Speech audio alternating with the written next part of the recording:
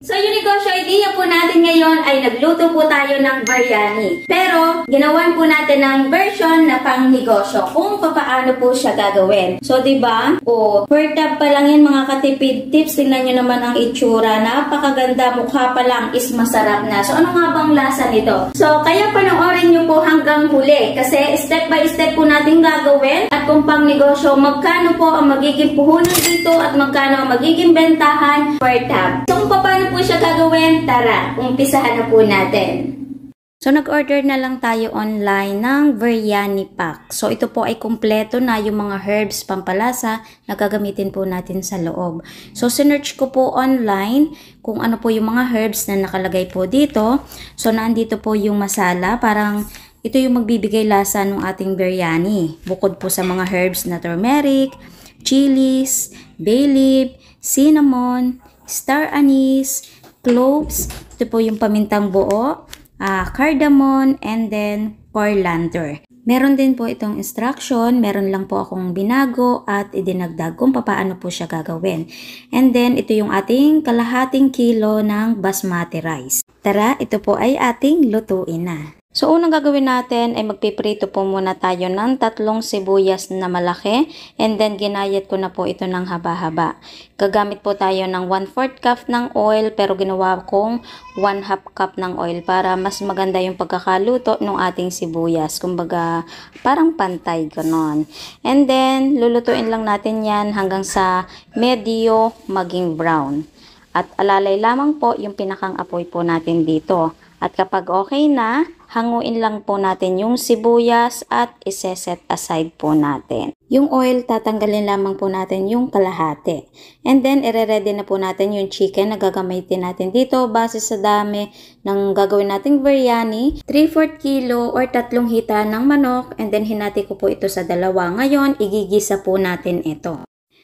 Doon sa pinagprituhan ng ating sibuyas, doon na din po tayo magigisa nito pong ating kamatis. 3 to 4 pieces at kailangan po ay hinog. So, igigisa po natin ng mabuti ito hanggang sa kumatas bago po natin ilagay yung mga chicken po natin. Pagkatapos, nag-add ako dito ng 1/2 tablespoon ng asin para nanunuot na yung lasa dun sa chicken po natin. Pero ito po ay optional kasi wala po ito sa instruction.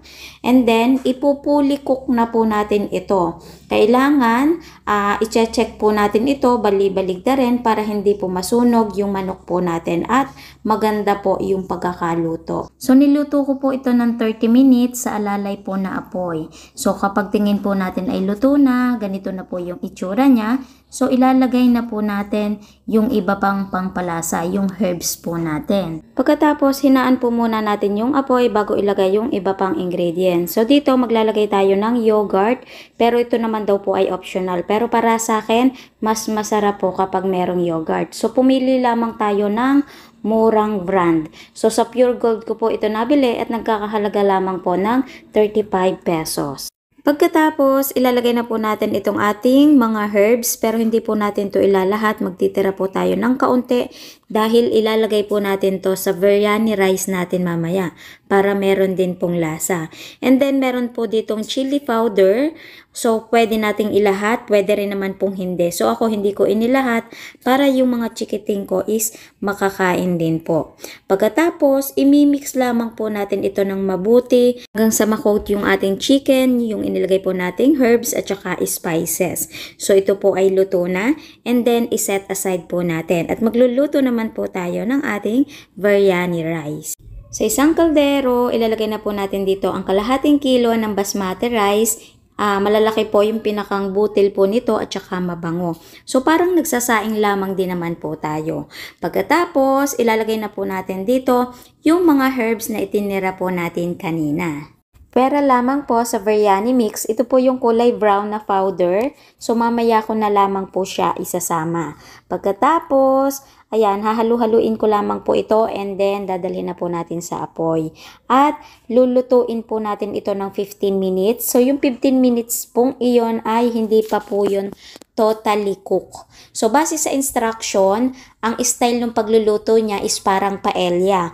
Pero iibahin po natin dahil pang negosyo po yung gagawain po natin.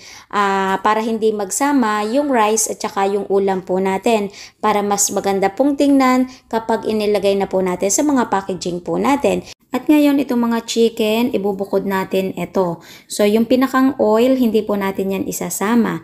Dahil after 15 minutes, yung ating basmati rice ay lulutuin po ulit natin dito. Kumbaga, parang isasangag po natin. So, dito na po natin siya ipupuli cook. Yung itinara po natin na biryani mix, yung kulay brown, is dito na po natin ilalagay. Kumbaga, ito yung talagang magpapalasa dito sa biryani rice po natin. And then, optional, maglalagay pa po ako dito ng 1 teaspoon ng asin. And then, hahaluin lamang po natin itong mabuti hanggang sa magpantay yung kulay at yung sa tingin po natin ay luto na. So, kapag okay na, natulad po nito, maglalagay na po tayo sa packaging na gagamitin po natin. Microwavable tub na ang size po nito ay 750 ml. And then maglalagay po tayo dito ng mga toppings. Pero optional. Pero para sa akin mas maganda po pag meron at masasarap po yung ating biryani. So gagamit tayo ng pipino, lemon, kamatis, sibuyas. Pero mas better kung white onion para manamis-namis. And then nilagang itlog at yung fried onion na niluto po natin kanina. At dahil na-prepare na po natin lahat ng gagamitin and then luto na, ngayon maglalagay na po tayo sa ating packaging. At bawat isang microwavable tub, yung rice na ilalagay po natin ay 1 1/2 cup. Or tumitimbang ng 240 grams. And then, itong chicken po natin, lalagyan po natin ng tigi-tigisa. So, diba, yung chicken po natin, ang ganda ng pagkakaluto at hindi siya dry tingnan. So, ito yung masarap dito.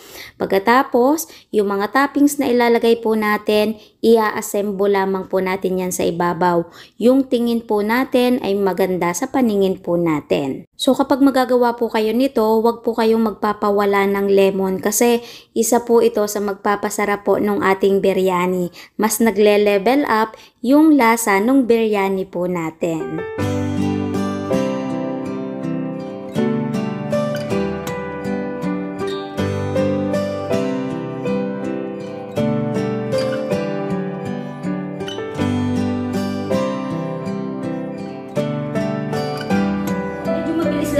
Lutuin kasi kalahating kilong rice lang yung ginawa natin, so kaunti lang, so ayun, mabilis lang siya.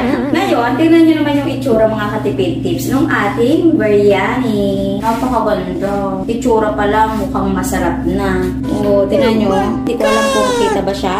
So, hindi dry yung pagkakaluto ng ating chicken. So, yun yung magandang tingnan. Ang ganda ng pagkakaayos. So, ipe-plating lamang natin yan ng ayos, di ba? Ngayon ang tanong, ano po ba lasa? So, tikman natin. Thank you sa nagregalo sa akin, isang set na. So, ayan. Thank you, doktora. So, yung pinakang amoy nito, so, naghahalo yung amoy ng sibuyas, yung pinirito natin. So, ang bango-bango ng amoy nun. And then, yung pinakang chicken po natin is mabango po talaga. So, naghahalo yung amoy ng sibuyas na niluto natin and then yung herbs dun sa chicken po natin. So, ganun yung amoy niya. Ngayon, tikman natin. So, itong mga toppings natin inilagay kamatis, pipino, sibuyas, lemon. So, nagpapaganda dito. Syempre, nagpapasarap din. Diba? Pampagana tong kumain. Syempre, itong itlog natin, bagay na bagay din dito. Paunahin na natin itong ating rice. Yung pure rice muna. Ang ganda ng rice kasi talagang buong buo siya. Buong buo yan. Natin. So, lasa yung herbs niya, di ba? So, dun sa biryani mix, hindi natin inilahat dun sa chicken. Naglagay dito tayo sa rice. Nagkaroon din ng lasa yung pinakang rice natin. Masarap. Samahan natin ng sibuyas. Perfect. Alam mo yung tipo ng rice pa lang at saka yung sibuyas, meron na siyang lasa. Para bang pwedeng yun na lang kahit wala ng chicken. So, ang sarap ng lasa niya. Tapos yung pinakambigas malasa. Buong buo talaga yung rice niya. Hindi siya matigas, hindi rin siya malambot. Saktong-sakto yung pagkakaluto. Ngayon, tikman na natin yung ating chicken.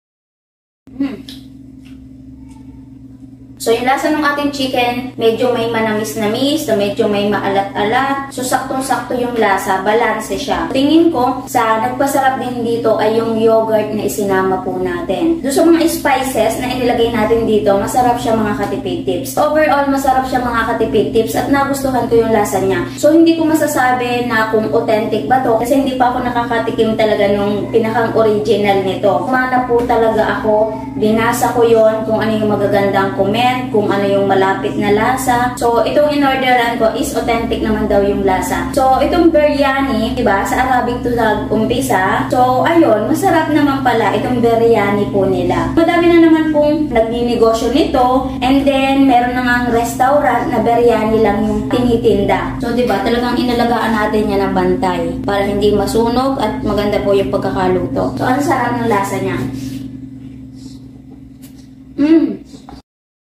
Kapag itininda po natin to, maganda naka-microwavable tab at sasamahan na po natin ng kutsara, diba? Para okay na okay yung pinakang-packaging po natin. So, itsura pa lamang po nito, ang ganda ng mga katipid tips. So, overall mga katipid tips, ang perfect na lasa. Ang sarap pala ng biryani.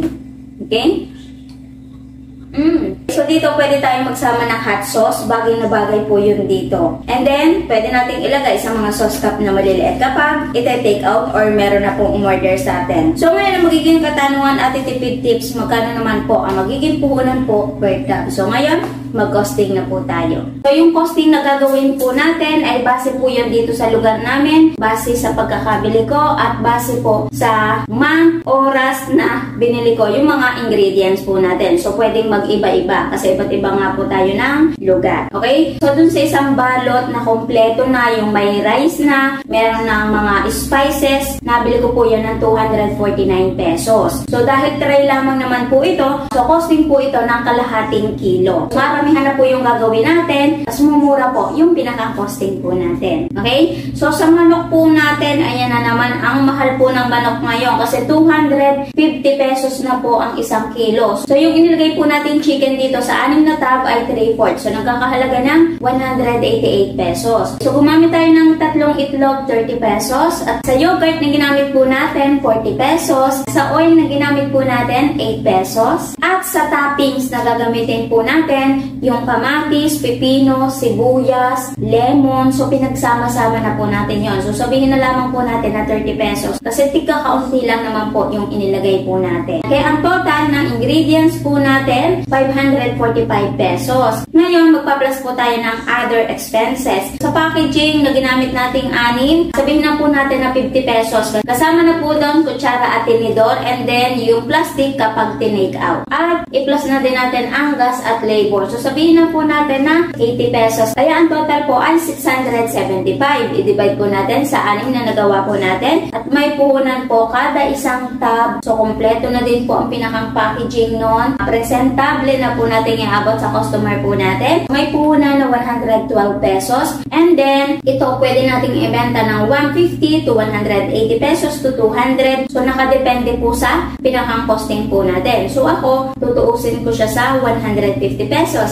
Kapag minenus yung puhunan, so posible tayong tumubo ng 38 pesos po kada isang tab. So kapag itinang-6 po natin yun, posible po tayong tumubo ng 228 pesos. So pwede pang bumaba yung pinakang puhunan po natin. Kaya lang medyo mahal po talaga yung bilihin po ngayon. At kung talagang kakarebent po natin to, so hahanap po tayo ng mga supplier na mas mura. So mga nagtatrabaho sa opisina, nagpapabrika, so bagay na bagay ito nating ipa-order, diba? So ngayon, maghahaponan na kami, iniintay na ako. So sana bago po ulit nagtapos yung video po natin, ay meron po ulit akong idagdag na magandang negosyo idea po sa inyo or kahit panghandaan man or kahit ipang regalo man natin. Okay? So kita-kits na lamang po ulit sa mga next video po natin.